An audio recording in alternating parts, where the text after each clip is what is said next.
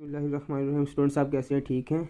तो हमने पीछे 2 या 3 लेक्चर्स किए हैं, तो वो हमने तकरीबन कोरियन अल्फ़ाबेट्स तमाम कंप्लीट कर ली हैं और मैं उम्मीद करता हूँ कि आप लोग वो अच्छे से अपना सिलेबस कवर कर चुके होंगे और थोड़ी बहुत ही कोरियन बोलना सीख चुके होंगे। तो आज हम एक जोड़े और 2 हरूफ वाले बामानी अल्फाज के मतलब पढ़ते हैं। ये कोरियन वर्ड्स हैं और उनकी मीनिंग है। ये सारे के सारे मीनिंग जो आप करेंगे, ये तकरीबन सेकंड और थर्ड बुक्स में ये ऐसे ही रिवाइज होते जाएंगे। अच्छे तरीके के साथ आप अगर इन्हें कवर कर लें तो आपके लिए अगली बुक्स पढ़ना आसान हो जाएंगी। बेसिकली ये बेसिक की बुक है और ये पूरी कोरियन लैंग्वेज की बेस है। इसके ज़रिए ही आप अच्छे तरीके के साथ कोरियन लैंग्वेज सीख सकते हैं। अगर आपको तो बिस्मिल्लाहिर्रहमानिर्रहीम पढ़ के स्टार्ट करते हैं। तो ये लिखा हुआ है मैं। तो मैं को कोरियन में क्या कहते हैं? ना कहते हैं। तुम या आपको नौ कहते हैं। 2 को कोरियन में ई कहते हैं। 5 को ऊ कहते हैं। यस या हाँ को ये कहते हैं। गाड़ी या चाय को चा कहते हैं। नींद सोना जा। खून को पी कहते हैं। बारिश को बी कहते हैं। आपकी आसानी के लिए दोबारा कर सकता हूँ। ना कहते हैं, नौ, ई, ऊ, ये, चा, जा, पी, बी। सेकंड पेज, एक जोड़े 3 हरूफ वाले लफ्ज़ वर्ड्स करते हैं। किताब को कोरियन में क्या कहते हैं? किताब को कोरियन में छिक कहते हैं। चावल को भप कहते हैं। बोतल को बियोंग कहते हैं। 3 को सम कहते हैं।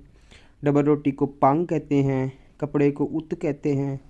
पहाड़ को सन कहते हैं। गेंद को कुंग कहते हैं। घर को चिप कहते हैं। आपकी आसानी के लिए कोरियन वर्ड्स दोबारा बोल देता हूँ। छिग, भप, योंग, सम, पंग, उत, सन, कुंग, चिप।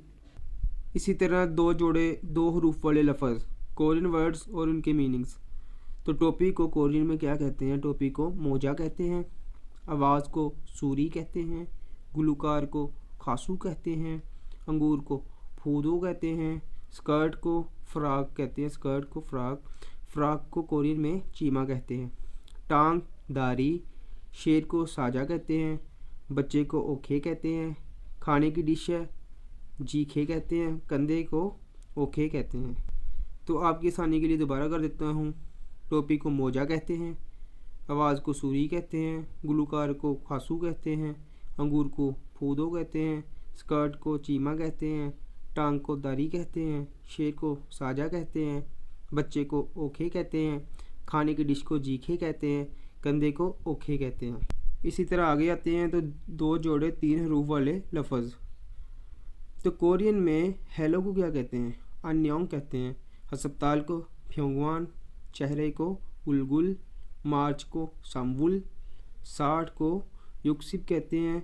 और ये कोरियन गिनती है और कोरियन की 2 गिनती है कोरियन लोगों की। तो ये आपको मैं आगे गिनती भी पूरी डिटेल के साथ बता दूंगा। तो फ़िलहाल 60 को युक्सिप कहते हैं। कोरिया को क्या कहते हैं? कोरिया को हंगुक कहते हैं। आपको ये तो पता होना चाहिए कि कोरिया को क्या कहते हैं, क्योंकि आपने कोरिया जाना है। तो कोरिया को हंगुक कहते हैं। अमेरिका को मीगुक कहते हैं। आदमी को नमजा कहते हैं। औरत को योजा कहते हैं। खत को फ्योंजी कहते हैं। खाने वाला कमरा जो होता है उसे सिकथंग कहते हैं। अगले पेज पर 3 जोड़े 2 हरूफ वाले लफ्ज़। तो वालद को क्या कहते हैं कोरियन में? आबूजी। वालदा को ओमोनी। अंकल को आजोशी। बरे आज़म एशिया। ये देखिए एशिया रलता मिलता ही है, मतलब एक जैसा ही लगता है, थोड़ी सी साउंड चेंज होती है।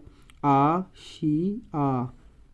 रेज़र या रबड़ को जी ओके कहते हैं। और को खरीगो कहते हैं। चौक को सागोरी कहते हैं। अंडरपास को जिहादू कहते हैं। टी शर्ट को ती श्यो छी। आंटी को आजूमा कहते हैं। इंतखाब करना, सेलेक्ट करना, चूज़ करना खुरीदा। आपकी आसानी के लिए दोबारा कोरियन वर्ड्स बोल देता हूँ, वीडियो लंबी हो जाती है तो फिर भी मैं कोशिश करता हूँ कि आपको अच्छे से इसकी समझ आ जाए कि कोरियन वर्ड्स की आवाज़ और साउंड कैसे होती है। तो वालिद को अबूजी कहते हैं, वालदा को ओमोनी कहते हैं। ऐसे ही आजोशी, आशिया, जियोखे, खिरिगो, सागोरी, जिहादू, तीस्योची, आजुमा, खुरीदा। अगले पेज पर आते हैं 3 जोड़े और 3 हरूफ वाले लफ्ज़। कोरियन वर्ड्स के मतलब थोड़ी सी डिटेल दे दूँ और तो ये सारे के सारे वर्ड्स अपनी अगली बुक्स में रिवाइज होंगे, तो इसलिए इन्हें अच्छी तरीके से कवर कर लें। तो छोटे भाई को क्या कहते हैं कोरियन में? नामथुंग सिंह कहते हैं। और छोटी बहन को यूथुंग सिंह कहते हैं। उस्ताद मोहतरम को सुन सिंह नीम कहते हैं। पुलिसमैन को ख्योंग छल क्वान कहते हैं। फोरमैन को फनछंग नीम कहते हैं। फ्रिज को निंग छंग खू कहते हैं।